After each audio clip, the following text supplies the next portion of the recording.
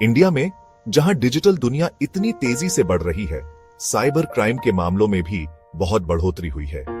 अलग अलग तरह के स्कैम लोगों को परेशान कर रहे हैं और इनमें से डिजिटल अरेस्ट स्कैम एक बहुत ही खतरनाक रूप में उभरा है। ये स्कैम लोगों के डर और अनजान होने का फायदा उठाते हैं और अक्सर पीड़ितों को आर्थिक और भावनात्मक रूप से बर्बाद कर देते हैं। आज के समय में जब टेक्नोलॉजी इतनी तेजी से आगे बढ़ रही है, इन स्कैम के बारे में जानना और खुद को कैसे बचाना है, यह समझना बहुत जरूरी है। यह वीडियो इंडिया में हो रहे डिजिटल अरेस्ट स्कैम के बारे में बताएगा, जिसमें इनके तरीके, पीड़ितों पर इनका बुरा प्रभाव और इस बढ़ते खतरे से निपटने के लिए उठाए जा रहे कदमों पर चर्चा की जाएगी। हम असली मामलों को देखेंगे, एक्सपर्ट्स से उनकी राय जानेंगे और लोगों को डिजिटल दुनिया में खुद को सुरक्षित रखने के लिए कुछ जरूरी सलाह देंगे। Digital arrest scam online fraud का एक बहुत ही चालाक तरीका है, जहां अपराधी खुद को सरकारी अधिकारी बताते हैं, खासकर पुलिस या सीबीआई जैसे कानून लागू करने वाली एजेंसी से, ताकि वे लोगों को डराकर उनसे पैसे ऐंठ सकें। ये स्कैमर लोगों के मन में पुलिस का डर और कानूनी पचड़े में फंसने के डर का फायदा उठाकर उन्हें ब्लैकमेल करते हैं। वे अक्सर लोगों को बताते हैं कि उनके खिलाफ कोई गंभीर मामला दर्ज है। ये स्कैमर लोगों के मन में पुलिस का डर और कानूनी पचड़े में फंसने के डर का फायदा उठाकर उन्हें ब्लैकमेल करते हैं। वे कहते हैं कि अगर तुरंत पैसे नहीं दिए गए तो गिरफ्तारी हो सकती है। टेक्नोलॉजी का इस्तेमाल करके स्कैमर अक्सर वीडियो कॉल के जरिए संपर्क करते हैं, जिससे लोगों को लगता है कि यह सच में हो रहा है। वे वीडियो कॉल पर पुलिस की वर्दी में होते हैं, जिससे यह और भी विश्वसनीय लगता है, जिससे लोगों को लगता है कि यह सच में हो रहा है। वे कॉलर आईडी बदलने वाले सॉफ्टवेयर का भी इस्तेमाल कर सकते हैं, जिससे ऐसा लगे कि कॉल किसी असली सरकारी एजेंसी से आ रही है। यह तकनीक उन्हें और भी विश्वसनीय बनाती है, जिससे ऐसा लगे कि कॉल किसी असली सरकारी एजेंसी से आ रही है। स्कैमर का मकसद पीड़ित को यह यकीन दिलाना होता है कि वह बहुत बड़ी कानूनी मुसीबत में है और गिरफ्तारी या दूसरी सख्त कार्रवाई से बचने के लिए तुरंत पैसे देने होंगे। वे पीड़ित को डराते हैं कि अगर उन्होंने तुरंत पैसे नहीं दिए तो उनके खिलाफ और भी सख्त कार्रवाई की जाएगी और गिरफ्तारी या दूसरी सख्त कार्रवाई से बचने के लिए तुरंत पैसे देने होंगे। इस तरह की जल्दबाजी और डर के कारण पीड़ित अक्सर जल्दी में फैसला ले लेते हैं और बिना कुछ सोचे समझे पैसे ट्रांसफर कर देते हैं। यह एक बहुत ही खतरनाक और चालाक तरीका है, जिससे लोग आसानी से धोखा खा जाते हैं और बिना कुछ सोचे समझे पैसे ट्रांसफर कर देते हैं। इसलिए हमेशा सतर्क रहे और किसी भी संदिग्ध कॉल या वीडियो कॉल से सावधान रहे। अगर आपको कोई ऐसा कॉल आता है तो तुरंत पुलिस को सूचित करें और किसी भी तरह का भुगतान न करें। डिजिटल अरेस्ट स्कैम आमतौर पर एक खास तरीके से किए जाते हैं, जहां स्कैमर अपने शिकार को धोखा देने के लिए मनोवैज्ञानिक दबाव, तकनीकी चतुराई और सोची समझी कहानियों का इस्तेमाल करते हैं। इन स्कैम से बचने के लिए इनके तरीकों को समझना बहुत जरूरी है। स्कैमर अक्सर पीड़ित की कमजोरियों का फायदा उठाते हैं, जैसे कि उनकी वित्तीय स्थिति, सामाजिक स्थिति या व्यक्तिगत समस्याएं। यह स्कैम अक्सर एक धमकी भरे वीडियो कॉल से शुरू होता है, जिसमें कॉल करने वाला खुद को पुलिस ऑफिसर, सीबीआई एजेंट या कोई और सरकारी अधिकारी बताता है। वे पीड़ित को यह विश्वास दिलाने की कोशिश करते हैं कि वे किसी गंभीर कानूनी मुसीबत में फंस गए हैं।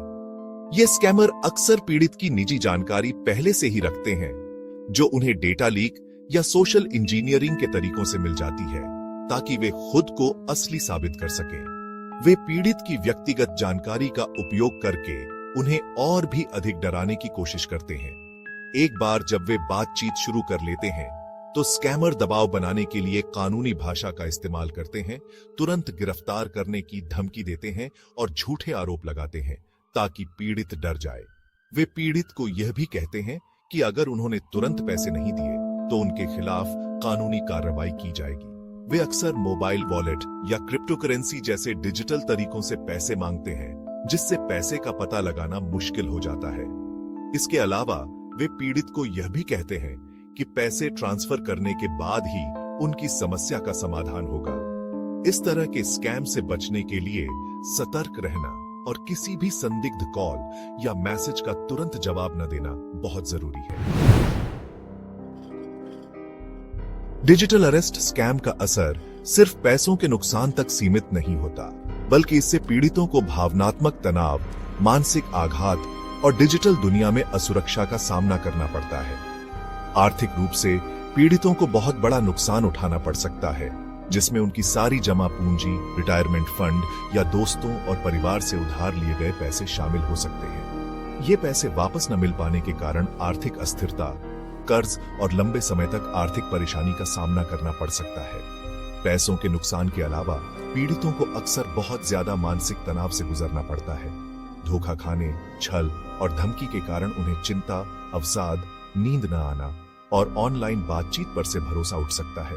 समाज में बदनामी और लोगों के तानों के डर से भी पीड़ित अपराध की रिपोर्ट करने से बचते हैं, जिससे उनकी परेशानी और बढ़ जाती है। डिजिटल अरेस्ट स्कैम के भयानक प्रभाव को समझने के लिए असली मामलों को जानना बहुत जरूरी है।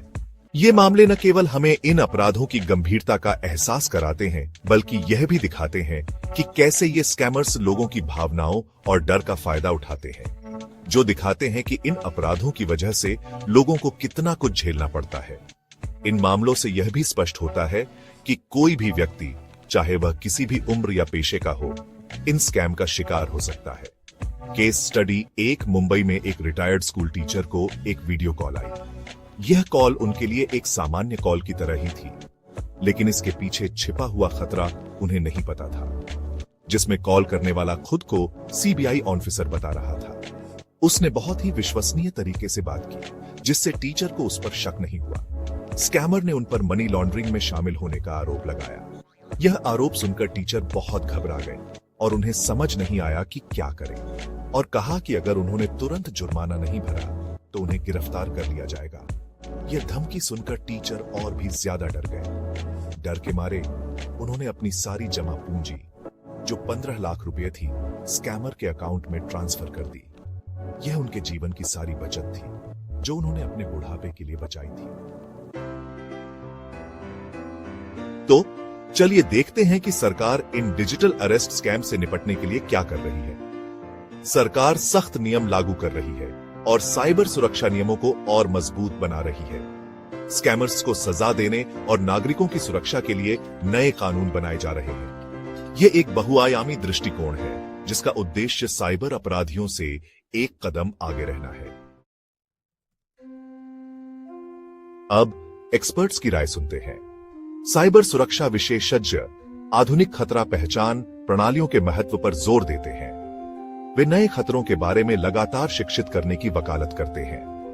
कानून प्रवर्तन एजेंसियां अपने प्रयासों को तेज कर रही हैं। स्कैमर्स को ट्रैक करने और पकड़ने के लिए विशेष साइबर इकाइयों को नियुक्त कर रही है। डिजिटल अपराध के खिलाफ इस लड़ाई में उनका सहयोग बहुत महत्वपूर्ण है।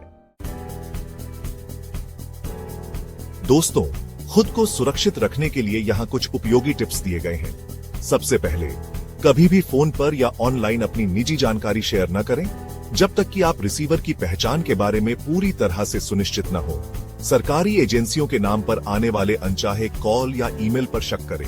हमेशा आधिकारिक चैनलों के माध्यम से पुष्टि करें और याद रखें कि अपने पासवर्ड नियमित रूप से अपडेट करें और जब भी संभव हो 2 फैक्टर ऑथेंटिकेशन का इस्तेमाल करें। आज के डिजिटल युग में सतर्क रहना पहले से कहीं अधिक महत्वपूर्ण है। नवीनतम स्कैम के बारे में जागरूक रहें और खुद को और अपने प्रियजनों को शिक्षित करें। किसी भी संदिग्ध गतिविधि के लिए नियमित रूप से अपने खातों की निगरानी करें और किसी भी स्कैम के प्रयास की सूचना अधिकारियों को देने से न हिचकिचाएं। एक साथ मिलकर हम सभी के लिए एक सुरक्षित डिजिटल वातावरण बना सकते हैं। अगर आप साइबर सिक्योरिटी, एथिकल हैकिंग और इस बढ़ती हुई डिजिटल दुनिया में सुरक्षित रहने के तरीके के बारे में ज्यादा जानना चाहते हैं, तो सब्सक्राइब बटन दबाना न भूलें और नोटिफिकेशन ऑन कर लें, क्योंकि इस चैनल पर हम आपको वह ज्ञान और उपकरण देने के लिए प्रतिबद्ध हैं, जिनकी आपको डिजिटल दुनिया में सुरक्षित और सिक्योर तरीके से आगे बढ़ने के लिए जरूरत है। सावधान रहें, सुरक्षित रहें।